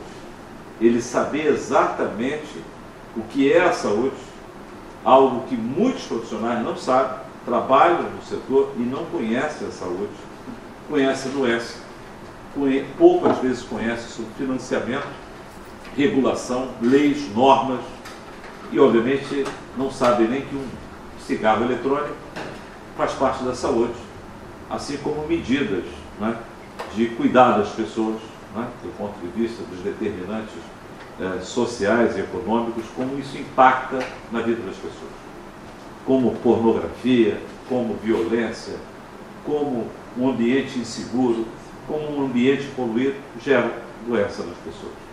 E muitas das vezes a gente, como sociedade, tem que escolher o quanto a gente proíbe e o quanto a gente permite que a saúde aconteça naquela sociedade. E isso, obviamente, envolve um grande desafio, né? E por isso que eu chamo sempre a atenção que o médico não é o culpado dos problemas da saúde. Pelo contrário, os médicos representam um dos atores da saúde. Muitas das vezes, mais ou menos informado, porque os desafios para lidar com a complexidade da biologia já é algo que nos tira praticamente o sono, de tanta coisa para aprender. E as pessoas têm uma expectativa muito alta, e tem que ter em relação ao médico, ao seu médico, ao conjunto de médicos, né, e aos 500 mil médicos que o Brasil hoje caminha para ter. Nós estamos nesse meio desse caminho aqui. Nós estamos exatamente no momento que não está construído o novo. Nós não sabemos exatamente qual vai ser o novo caminho. Isso hoje gera muita ansiedade nas pessoas. Os meus alunos, que no passado eu os treinava para ser melhor do que eu, e isso a professora Lígia, né? Nós temos alunos conjunto, o Leandro foi um desses alunos, a gente sempre oferece a eles para serem melhor do que a gente. Mas hoje não é mais assim. Hoje a gente tem que preparar os alunos para qualquer tipo de futuro. Então, as nossas certezas pessoais, e nós professores, a gente tinha algumas certezas em relação às coisas. E hoje a gente treina os nossos alunos para quê? Terem boas perguntas e serem pessoas capazes de estarem dialogando com os pacientes e construindo soluções compartilhadas. Então, a gente, durante muitos anos, treinou os médicos para serem cowboys solitários, para assumirem o cuidado das pessoas. E as pessoas não queriam discutir nem da sua saúde, nem da sua doença, nem da sua morte. E hoje esse profissional tem que estar lidando com isso. E muitas das vezes a decisão que esse profissional toma pode levar a um sistema de saúde ficar insustentável e uma família ficar insustentável. O seguinte, é muito interessante que durante muito tempo os especialistas e os hospitais eram os grandes culpados do problema da saúde. Eu tive a honra, né, de ser formado numa época que o SUS tinha começado a acontecer, ele surge na Constituição, e um grupo de pessoas altamente competentes foram para Niterói, com Ézio Cordeiro, e teve uma influência muito grande na Faculdade de Medicina da UF. E, obviamente, a conferência de Alma Ata, a chance da medicina da atenção primária, né, de acontecer isso e transformar a saúde e a medicina em algo que pudesse ser diferente do modelo hospitalocêntrico, naquele momento olhavam para os hospitais e achavam que os hospitais e os especialistas não teriam um espaço no que estaria por vir. Na realidade, era uma visão dos anos 80. Os hospitais, eles existem, né? Eles têm uma série de competências. Muitos hospitais têm gente altamente qualificada, têm sistemas acreditados, né? Ou seja, têm bons processos, e tem recursos tecnológicos, muitas das vezes, de ponta e às vezes subutilizados. Então, na realidade, os hospitais, eles podem ser hubs para o futuro da medicina? Sim, é uma possibilidade. Quando você olha Singapura, que é uma ilha, né, absolutamente tecnológica, existem 8 hospitais, que as pessoas se filiam e ali eles recebem atenção primária, atenção secundária, aqueles hospitais funcionam como hub. Essa é uma população altamente cuidadosa da sua saúde. Essas pessoas, embora eles vivem num ambiente sem muita liberdade do ponto de vista daquilo que nós ocidentais identificamos como os padrões de liberdade, eles apresentam alto grau de desenvolvimento tecnológico, digital, cuidam da sua saúde e é um dos modelos de saúde que nesse início do século XXI tem realmente indicadores, acesso, tecnologias e uma grande eficiência. Por isso eu digo para vocês, nós ainda estamos numa fase de construção. No Brasil, para onde nós vamos? Nós temos hoje um ministro, Mandetta, que é um ministro do ramo, que entende de saúde pública, já passou por administração pública, tem uma formação de organização e tem recrutado nos quadros dele profissionais absolutamente competentes. Obviamente que é muito difícil, um desafio de 207 milhões de pessoas, em 6 meses a gente tem uma grande transformação, mas a gente observa que o Brasil começa a se discutir o futuro. Essas duas revistas, elas colocam uma coisa importante, que nós nunca tínhamos parado para pensar, nem profissionais, nem a população. É que a saúde tem um custo, seja ela privada, seja ela pública. Aqui tem 2 exemplos muito interessantes nessas 2 revistas. Os 2 hospitais são centros de excelência no Brasil. Um é o caso de um médico que resolve operar o coração e sai da sua cidade do interior de São Paulo e vai para um hospital de ponta. E ele faz uma rachuncha. Ele divide a sua conta hospitalar com a Unimed local. Ele fala, olha, a minha cirurgia está programada a custar tantos mil reais, eu pago e você, Unimed, em vez de operar nessa região, eu estou falando isso porque é público, está escrito. Ao ter ido para lá, o que aconteceu? Ele teve uma intercorrência, ficou 2 anos internado e aquilo acabou gerando um grande impacto econômico e a falência, entre aspas, dele como pessoa que tinha uma clínica especializada, tinha filhos que trabalhavam também, e ali mostra uma dor nova na saúde, que a saúde poderia gerar um grande impacto terrível do ponto de vista econômico e financeiro. E o outro caso é um outro co-irmão, um outro hospital de ponta também, que o modelo era câncer, que também levou a família a séria dificuldade financeira. E vocês sabem que as doenças do coração, e principalmente o câncer, levam a gente a fazer tudo que a gente pode, mais alguma coisa para um ente querido, para poder resolver um problema de saúde. Isso aqui era em meados dessa década. Esse problema só agravou. O problema do custo na saúde é um problema hoje da ordem do dia. Seguramente com uma inflação de 2 dígitos, que é a inflação hoje do plano de saúde, e o atendimento, o custo assistencial tem crescido maior do que a inflação. Isso é um grave problema para qualquer família, para qualquer indivíduo. E a gente muitas das vezes olha para o setor do SUS, vê esse impacto, porque se há inflação no custo do medicamento, isso vai impactar tanto o setor público como o setor privado, em um país que está com problemas no seu orçamento. Isso gera uma preocupação. Então, pela primeira vez, o profissional de saúde, o médico, passa a refletir sobre coisas que não estavam no radar, mas já estavam sendo observadas em relação a isso.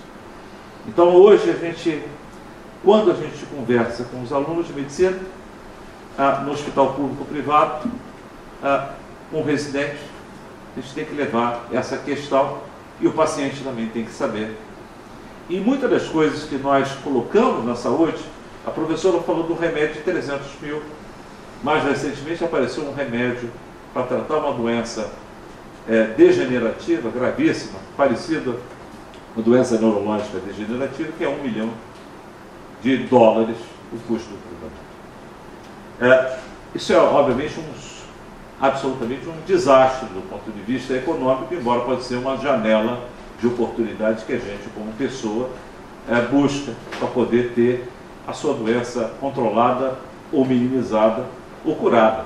Né? Então, pela primeira vez, isso aqui entra no radar. E o profissional hoje de saúde, ele tem que saber. E nós não fizemos isso, A minha geração não se preocupou com isso. E muitas das vezes, a gente recebe uma tecnologia e alguém fala, ele é cara porque é caro. E a gente paga numa pílula, muito caro. E a gente nunca parou para perguntar para quem fez aquela pílula, se aquela pílula era desse jeito. Se aquele quimioterápico era ter ali embarcado aquela tecnologia. E pela primeira vez a gente vai ter que perguntar sobre isso. Nós, né, todos que trabalham na saúde e a população também. Então, hoje, essas são coisas importantes. A saúde, ela, tanto no setor público como privado, ela tem um custo. E esse custo é pago direto e indiretamente por todos nós. E, obviamente, isso hoje é um desafio com o envelhecimento da nossa população. A professora foi muito sábia quando ela diz o seguinte, a taxa de fecundidade está caindo. E isso caiu intensamente no Brasil, de uma maneira que nós temos que, em breve, vão ser muito bem-vindos imigrantes para o Brasil, jovens que queiram ter filhos. Por quê? Porque hoje no Brasil, né, a minha filha tem 25 anos. As mulheres que tiveram mais do que 8 anos de escolaridade no Brasil, elas terão, em média, menos de um filho. 0,5. Você precisa ter 2 filhas para ter um neto. Quem tem 3 filhos são as pessoas que têm menos de 8 anos de escolaridade. Essas pessoas que mantêm o Brasil com uma taxa entre quem morre, quem vive, quem chega, ainda superior a outros. Mas em poucos anos o que acontece? Nós teremos o Brasil negativo, morre mais do que nasce. E aí o que acontece com a Previdência? Com tudo. Você precisa de repor pessoas para poder o quê? Não só gerar Previdência, cuidar das outras. E, obviamente, gerar um país. Algumas pessoas olham para isso e enxergam uma coisa muito preocupante. Porque e acho que aqui o problema grave é que as pessoas que têm filhos hoje são as pessoas que têm uma educação e precisam de uma educação e uma rede de proteção social muito forte para ter estímulo a ter filhos. E uma educação pública de qualidade. Se as pessoas que estão tendo filhos são as mais pobres e encontram escolas pobres e têm uma rede de proteção social ruim, essas pessoas chegam ao mercado de trabalho produzindo pouco, com menos capacidade produtiva, e isso é algo que o Brasil tem que estudar. Eu tenho uma jovem que eu acompanho, porque a mãe é uma médica e ela acabou o doutorado com 60 anos e está conosco na universidade, a mãe. E eu acompanho a carreira do filho e da filha. O filho é professor da UF de Direito, com uma carreira brilhante. E a filha é uma engenheira brilhante, doutora na Alemanha, foi para a Alemanha, se casou na Alemanha e teve 2 filhos. E ela vai ficar 2 anos sustentada na Alemanha para ficar em casa cuidando dos filhos. Na França, isso pode chegar a ter uma renda, além de recebe estímulo. Então, isso é algo que nós temos que pensar. E quando a gente olha para os refugiados do Brasil, eles podem ser uma bênção, né, para repor pessoas. E nós termos a oportunidade de acolher essas pessoas e dar condição para que eles possam rejuvenescer a população do Brasil. Coisa que nós ainda nem chegamos a conversar, porque nós temos grandes problemas hoje. E essa agenda que envolve também a saúde no futuro, que a sustentabilidade econômica do país, é algo central para nós olharmos com atenção. Próximo. O hospital pode ter futuro? Pode. E seguramente a tecnologia é um caminho. Próximo. Os hospitais começaram no mundo islâmico.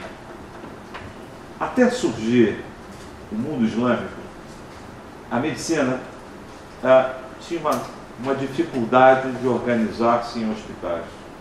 Os hospitais eram hospedarias para pegar pessoas que estavam doentes e colocar ali mas sem nenhum cuidado. Os islâmicos construíram hospitais e eles tiveram a oportunidade de criar uma medicina e vários árabes e judeus construíram uma medicina que invade a Europa e transforma a medicina. Esses hospitais islâmicos, onde as pessoas poderiam ter diferentes religiosidades e eram cuidadas, e havia enfermaria, e existia uma farmacopeia, e muitas vezes quando as pessoas saíam de lá sem dinheiro, sem comida, recebiam dos médicos comida e alimento, e roupa. Tinham uma visão já de cuidar, mas de estudar de uma forma especializada e prestar um cuidado centrado no indivíduo. É muito interessante esse fenômeno que invade a Europa, transforma os monastérios e as freiras e padres são substituídos por médicos, formados em escolas de medicina. O seguinte. Próximo. Aqui um exemplo de um hospital dos anos 50. Né? Esse ano está completando 60 anos. Aqui, próximo. Os médicos tinham ganho uma tecnologia e um conhecimento. Nos anos 60, o Brasil JK. Havia novidades pós-guerra, como raio-x, monitor cardíaco, desfibrilador, surge unidades coronarianas e um infarto que matava 30% das pessoas em casa, 1 em cada 3 morria em casa. O médico passava na casa do sujeito, botava uma tenda de oxigênio e voltava diariamente para ver a pessoa. O sujeito ficava, às vezes, 3 a 6 meses internado, quando levantava, ia fazer uma embolia no pulmão. Era uma tragédia ter um infarto. Quando se colocou as pessoas dentro dos hospitais, teve unidade coronariana, hoje as pessoas vão embora com infarto em 3 a 4 dias, a mortalidade é menos de 1%. Então nós tivemos grandes avanços técnicos científicos, o hospital teve um papel importante. Hoje, os hospitais precisam se transformar e, obviamente, tem que estar conectado, e os médicos, mais do que enxergar que o seu conhecimento e a distanciamento da equipe multidisciplinar, nós precisamos estar atuando em time para cuidar das pessoas. Próximo. Aqui uma evolução. A gente via de uma clínica de cardiologistas, um modelo de pagamento, não é, que era fee for service. Nós tínhamos a competência profissional, que era a base para você ter reputação. E, obviamente, na próxima década, existe uma transformação, ou uma transformação a ser evoluída. Que o cuidado deve ser em time. Existe um conceito que é medicina baseada em valor. Existe uma coisa importante, que o paciente é substituído pelo paciente, o médico, como o centro do cuidado. As instituições passam a ter muito cuidado com o erro assistencial. A professora Lígia chamou muito bem a atenção. Como nós selecionamos os médicos, as enfermeiras. Com certeza, nós estamos muito distantes do processo seletivo que passa hoje os jovens que entram em TI, que passam por uma fintech, área de economia, que são múltiplas entrevistas, se escolhe de uma maneira intensa, porque a gente tem um mercado que ainda tem muita oportunidade para esse profissional. E, obviamente, se acredita que o sujeito se forma, ele tem uma competência quando tem um título de especialista. Esse foi o primeiro degrau que os hospitais passaram a ter, títulos de especialista. É óbvio que título de especialista não quer dizer muita coisa, porque aquilo que eu fiz uma prova há quase 20 anos atrás para ser especialista em cardiologia, hoje não serve para nada. Você precisa ter o quê? Uma manutenção periódica da sua competência. Isso não aconteceu ainda com os médicos. Não existe um sistema no Brasil que coloque sobre uma recertificação periódica. E de forma transparente, você saiba aquilo que você não melhorou e tem que aprimorar como um piloto, como qualquer profissional que lida com vírus. Esses são desafios que a gente vai ter que enfrentar e transformar. E, obviamente, a medicina vai caminhando para uma medicina digital e de precisão. Quando a gente fala de precisão, é que a gente cada vez mais vai utilizar marcadores nos exames de imagem, tumorais, bioquímicos, para procurar tratamentos que possam ser precisos. Nós estamos no início desse caminho. Ainda tem muita pirotecnia, mas existe algumas áreas, câncer de mama é uma delas, que a gente otimiza tratamento, leucemias também, linfomas, a gente lança a mão disso. Mas muitas dessas áreas ainda são o quê? Perspectiva para a próxima década. O seguinte, hospitais, assim como centros de saúde, tem uma dinâmica própria, tem uma ciência própria, porque a gente mistura o quê? Pessoas, processos, tecnologia. Então, as ciências informacionais, ciências de sistema e a ciência de desfecho, hoje elas estão integradas para entender por que um hospital não pode ser visto mais como um lugar que a reputação seja importante. Próximo. Aqui eu tenho um ídolo, que é Harlan Klumholz, professor da Yale, professor de medicina e cardiologia, que ele estuda nos Estados Unidos porque o sistema norte-americano é tão ruim em alguns hospitais e porque ele é excelente em outros. Por que numa mesma região, às vezes com os mesmos profissionais, os resultados assistenciais são tão diferentes? E por que é importante as pessoas saberem os resultados? Daí surgiu o nome hospitalômicos. Por quê? Porque os hospitais, um serviço de saúde, um posto de saúde, ou um conjunto de hospitais, ou um conjunto de unidades de saúde, eles apresentam variabilidades que muitas das vezes elas podem ter resultados muito diferentes. E entender por que isso acontece, mais do que punir, mas entender quais são os percalços, quais são as barreiras de comunicação, de cultura, de tecnologia, de treinamento, que fazem com que esses times que cuidam das pessoas tenham resultado, que são os desfechos, de uma maneira tão diferente. Então essa é a transformação. Os médicos deixam de ser olhados de forma individual. Quando se formam, quando ele entra na residência, tem uma aprovação como especialista, e eles passam a ser agora o quê? Tem que ser monitorados, acompanhados, recertificados, retreinados para poder estar o quê? Oferecendo resultados de excelência com seus times multidisciplinares. E sem esse tipo de acompanhamento, ninguém evolui. Próximo. Aqui é um conjunto de hospitais, que é a ANAP, a Associação Nacional de Hospitais Privados. Em 2001, esse grupo de hospitais, eles viam uma grande crise como nós passamos hoje. Eles estavam se sentindo que estavam à beira de um colapso econômico, financeiro, que a medicina era altamente variável entre eles e que havia uma reputação que fazia com que a pessoa saia de Brasília, entrasse no avião, sendo um deputado, e ia para um outro lugar, por causa da reputação. Isso aí criou uma carta em Brasília. Essa carta foi muito simples. Os hospitais deveriam de estar trabalhando de forma conjunta para trocar boas práticas, construir um ambiente de certificação. Então, substituir eu sou excelente porque eu acho que sou excelente, porque aqui tem uma classe A que frequenta aqui e por isso eu sou um hospital que devo ser considerado excelente.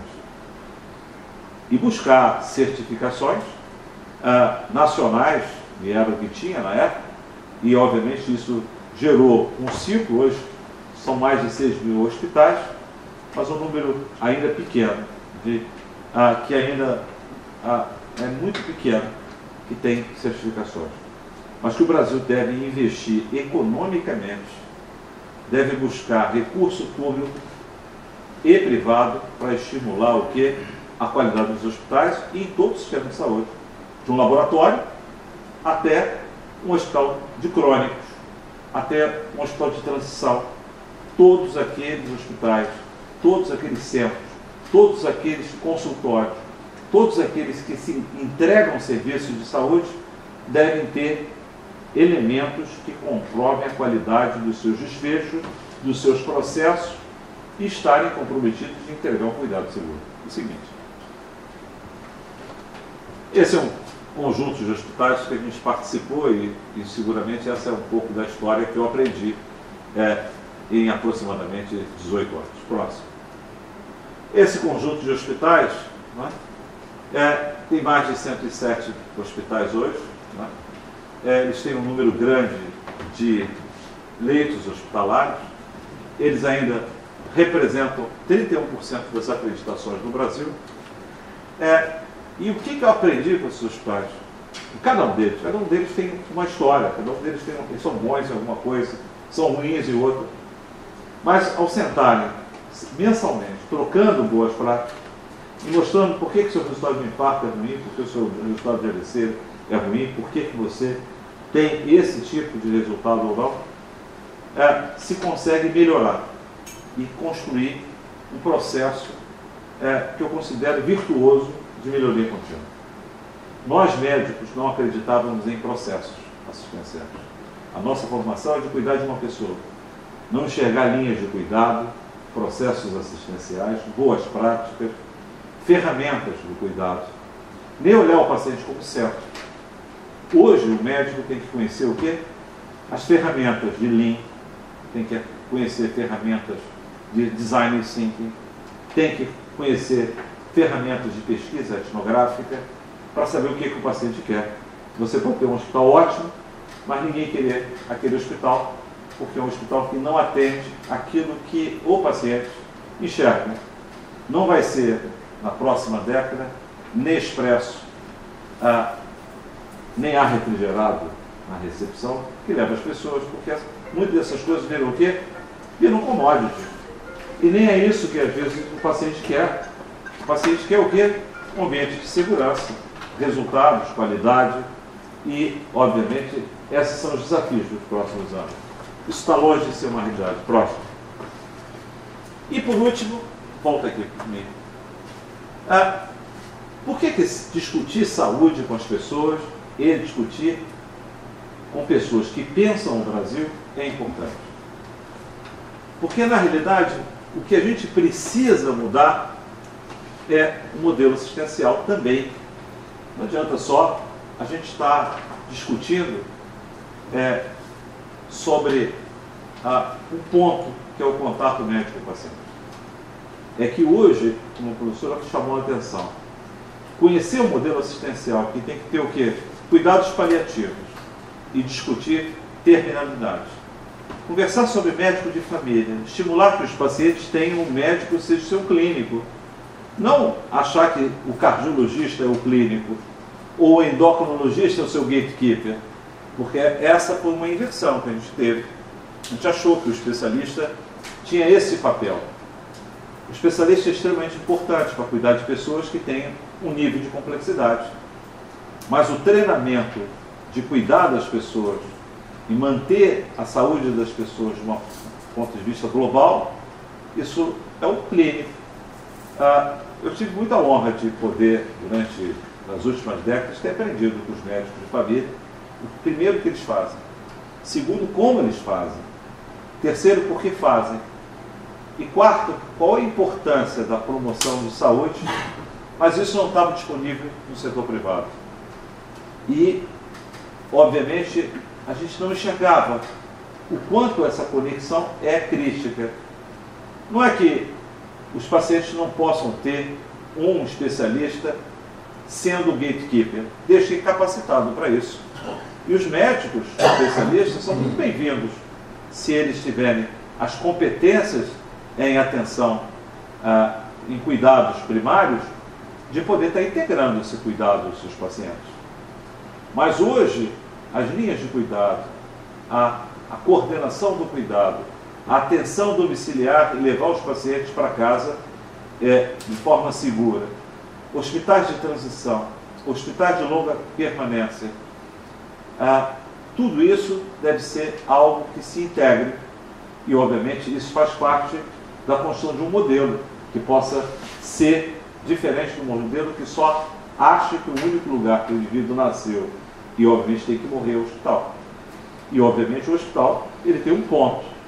Quando existe um evento agudo, quando você precisa de determinados tipos de procedimentos cirúrgicos ou intervencionistas, e existem diferentes tipos de hospitais que podem cuidar das pessoas ao longo de toda a sua vida. Com certeza, nós temos grandes desafios de judicialização, dos conselhos de médicos poderem entender e construírem um novo modelo assistencial, porque o modelo assistencial que nós temos hoje, ele é fragmentado, ele tem, como a professora chamou a atenção, coisas muito boas do SUS que ensinam ao setor privado, e são modelos de orgulho para o Brasil, por exemplo, os bancos de leitos, que é uma outra coisa extraordinária, os bancos de sangue do Brasil. Isso ensinou o setor privado e seguramente é um modelo para a gente se orgulhar disso. A Anvisa tem um papel fundamental para cada vez mais ser uma agência pujante, cuidando da farmacovigilância, tecnovigilância e agora da inteligência artificial dos aplicativos, porque também tem muita coisa que não tem nenhuma comprovação e pode colocar em risco o paciente. Então, ferramentas de telemedicina, biosensores, tem que passar por um escrutínio da investigação, da análise, do acompanhamento, da monitoração. As operadoras passam, obviamente, por um papel, obviamente, nessa discussão. O paciente, cada vez mais a literácia, levando ao paciente esse papel proativo de discutir a saúde que nós queremos.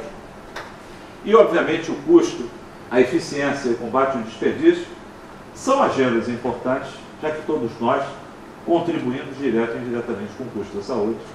E o médico tem que liderar essas discussões, porque, de alguma maneira, o médico é percebido por parte do paciente e da sociedade como um todo, um indivíduo que tem um papel importante do advocacy, do modelo assistencial. Se nós estamos preparados, eu digo para vocês, ainda muito assimétrico o conhecimento sobre sistemas de saúde entre os médicos. Existe todo um trabalho que as escolas de saúde pública e todas as universidades terão que fazer, introjetando essa discussão, e obviamente os hospitais, as operadoras e todos aqueles que tiverem um profissional, ele tem que entender o que são os modelos assistenciais. Obviamente, esse é o caminho, o desafio. O médico do século XXI, a tecnologia vai ter um papel central. A inteligência artificial, a robótica, a bioengenharia, a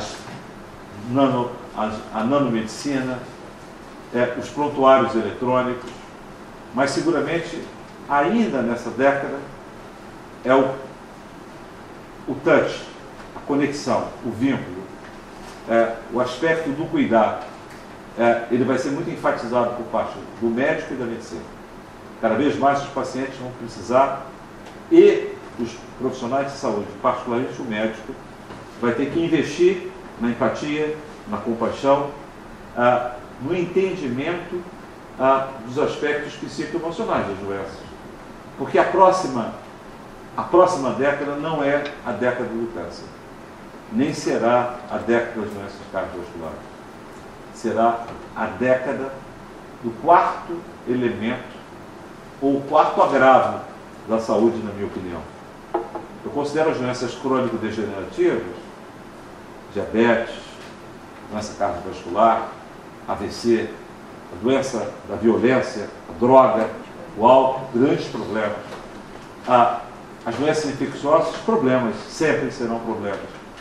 Mas a quarta dimensão são as doenças psicoemocionais. Os agravos da saúde mental, que hoje fazem parte de um custo crescente e desafiador. Porque da mesma maneira que a saúde pública ficou separada do médico clínico, e agora a gente está reconectando isso e mostrando a importância do olhar da medicina contemporânea, dos conceitos da saúde populacional, a próxima etapa é a reconexão com a psiquiatria, a neurociência, a psicologia. Né? O professor Kovac, que é um apaixonado por bioética, pelas questões centrais do morrer e do viver, sabe que vivemos uma sociedade que a depressão, os transtornos mentais estão na ordem do dia, o burnout, um problema de saúde pública e uma enfermidade que acomete não só os profissionais de saúde, mas todos, já que o trabalho excessivo e as condições de trabalho têm sido absolutamente não pensadas o quanto eles causam doença. Então, apenas para dizer para vocês que nós médicos hoje temos alguns desafios. Cuidar das pessoas para que eles não adoeçam da mente. Entender que o trabalho é um fator agravante de desordens mentais e orgânicas. Entender a importância da saúde pública como um elemento reconectador para a discussão do modelo assistencial. Entender que tudo que nós fazemos tem custo e que para termos uma saúde a gente precisa não só de ter um belo avanço da tecnologia, dos conhecimentos biomédicos, temos que ter controle de vários outros elementos, desde a locomoção, habitação, segurança, educação, medidas higiênicas, poluição e principalmente criarmos uma rede de suporte social, já que o isolamento social e uma sociedade sem diálogo, sem conversa, vai também corroendo a saúde das pessoas. Então, eu diria para vocês, o maior desafio e a locomotiva econômica do Brasil é a saúde. Se vocês, que não está computado, o que vocês gastam de recurso para ajudar outros, fazendo vaquinhas, pagando medicamentos, fralda geriátrica, asilos, para a família de vocês e amigos, seguramente isso não está computado no PIB da saúde. O PIB da saúde, eu considero o PIB oculto tão importante como os 10% que é a saúde do Brasil, o que é pouco. E, obviamente, podemos discutir, a professora Lígia é uma profunda conhecedora dos ralos e gargalos do financiamento, eu posso me atrever a falar sobre isso, mas diria para vocês, eu considero a saúde do país um problema complexo que precisa das pessoas pensarem, discutirem e se apropriarem desse tema. Porque esse não é um tema dos médicos, esse é um tema da sociedade e é um tema absolutamente emergente, que a gente não pode terceirizar a saúde, né? Nem nossa, nem do país. E que, obviamente, a gente tem que construir o quê? Nessa fase de transição, um novo caminho para isso. Acho que hoje a gente tem pessoas que estão se capacitando cada vez mais para discutir esse assunto. Acho que as políticas públicas deverão claramente estimular pontos importantes para que a gente possa ter um país com menos violência, mais acolhedor e principalmente que dê suporte a algo impensável, que é a revolução da longevidade, que nos pegou de surpresa e que seguramente é motivo para uma outra discussão aqui com pessoas que têm absolutamente notório saber. Muito obrigado. Boa tarde, meu nome é João de Aquino, estou aqui pela TV Comunitária do Rio de Janeiro e na palestra da doutora você falou que da expectativa de vida no mundo e falou que a do Brasil é de 75 anos. Claro que isso varia de local, no sul a estimativa é maior, no nordeste, mas no norte é maior. E o tempo de vida, pelo menos para mim, me faz pensar imediatamente em aposentadoria.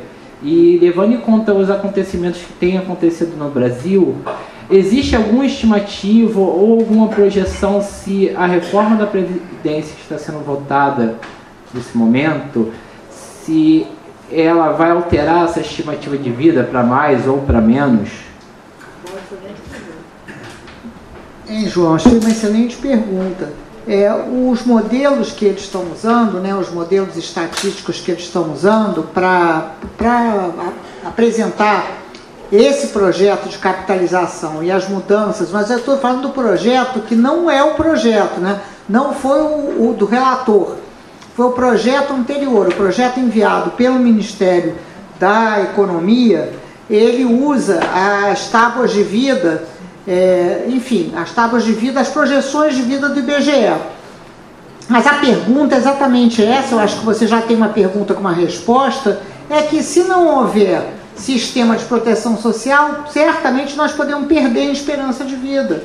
Eu fiz essa pergunta para o Paulo Tafner, que é um dos, junto com outras pessoas aqui, elaborou o projeto de reforma da Previdência. Eu até achei que eu fui muito bem sucedida na pergunta. Se a gente conseguir fazer uma boa pergunta, já é uma maravilha, né? Nesse momento, né? E a pergunta é exatamente essa: por que que ele fixa a idade, se na realidade o que aconteceu na Rússia e na Hungria, em ambos os países, a esperança de vida diminuiu. A Rússia, sem União Soviética, perdeu em esperança de vida 5 anos, e a Hungria 7. Então, na realidade, não é que essa é uma ideia evolucionista, que nós sempre melhoraremos independente das circunstâncias e dos processos de proteção social. Está errado, né? Evidentemente está errado. O Brasil, certamente, olha só, a gente tem uma tempestade sanitária perfeita, né? Perfeita. Crise econômica, política de saúde equivocada, completamente equivocada. Nossas políticas de saúde, elas estão mirando o alvo errado.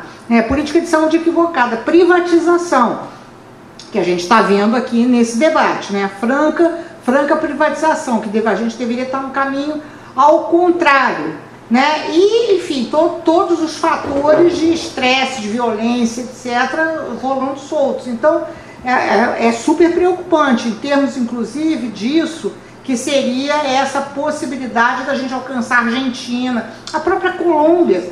A gente tem esperança de vida menor que a da Colômbia. Veja, um país que ficou em guerra há 50 anos. Então, é barra pesada, né? Como é que como é que seriamente a gente vai encarar isso, né? Como é que seriamente nós vamos encarar que nós não podemos ter 70 mil homicídios por ano? Não podemos, né? Que a gente vai ter que reduzir isso, que a gente tem que parar de matar jovem em acidente de trânsito, jovem negro na favela. Mas enfim, então a gente, além de ter essa esperança de vida, eu diria assim, sofrível, considerando qualquer aspecto, a gente está com políticas ao contrário. E veja, não tem debate sobre isso, porque quando a gente debate, vem esse pessoal do setor privado não debater saúde. E é muito difícil, como eles estão por cima da carne seca, é assim que acontece. O pessoal do setor privado vem para o debate, chega atrasado e sai antes, entendeu? E está acontecendo isso o tempo todo, porque a gente tem uma correlação de forças hoje muito desfavorável para a saúde pública. Muito desfavorável, né? Completamente desfavorável. Então não tem debate no país também sobre esse assunto. É muito legal essa oportunidade de debate aqui no Instituto. Porque quem escreve no jornal, o pessoal da saúde privada, eu escrevo uma vez por mês, mas todo dia tem alguém dizendo que o setor privado precisa acreditação com recurso público. Vocês entenderam, né? Precisa ter prontuário eletrônico único com recurso público. Precisa dar dinheiro para as santas casas com recurso público. Então, esse é um processo que a gente está vivendo nesse momento, né? Isso não é um tom pessimista ou otimista, é preciso ser realista, não é? É assim que a gente, enfim, a gente estuda saúde pública, não é nada disso que o Evandro falou na realidade, né? Ele não está aqui, mas eu quero deixar gravar. Na realidade, o infarto agudo do miocárdio ele diminuiu. Por que reduziu o tabagismo? Não é porque tem balão, né? Isso está na literatura, está no Lancet, está em todos os artigos científicos. Então, essa ideia que a tecnologia resolve, que não haverá mais médicos, tudo isso, tem sim farta literatura sobre esse assunto, e a gente fica o tempo todo num debate que é muito pobre, que é medíocre, no sentido literal do termo medíocre, porque ele não eleva o debate no país e que nos afasta desse debate sobre saúde e desenvolvimento, saúde e democracia, saúde que é um debate fundamental. Então, assim, é super difícil, né? Quem é o mais aliado que a gente tem é o Drauzio Varela. O Drauzio Varela tem contribuído, porque o Drauzio Varela, enfim, ele é um médico mais culto, né? É um médico que viveu mais perto de problemas da população, etc. Então ajuda, né? Tem nos ajudado, mas a gente encontra muita dificuldade, porque são pessoas hoje que estão muito envolvidas com essa coisa do setor privado, tem que puxar saco do patrão, tem que botar no slide que o hospital é tal. Isso é ruim, né? Isso é ruim, porque, afinal de contas, nós estamos num debate ou nós estamos fazendo propaganda para uma determinada organização, etc. Entenderam? Mas isso, olha só, o Evandro é meu amigo.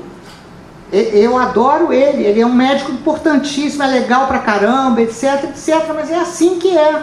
Isso não é uma exceção. Né? Exemplo, por exemplo, que quando o Lula fica doente, vai para um hospital. Claro, o Lula, olha só, o Lula fez esse desfavor pra gente. O Lula, Dilma, e ainda botaram. Quando o Figueiredo ficou doente, foi pro servidor. Claro, não, e por cima ainda botaram o nome do Instituto do Câncer do vice-presidente que nunca foi atendido no Instituto de Câncer. Quer dizer, isso é uma disfarçatez para a gente, né? Total.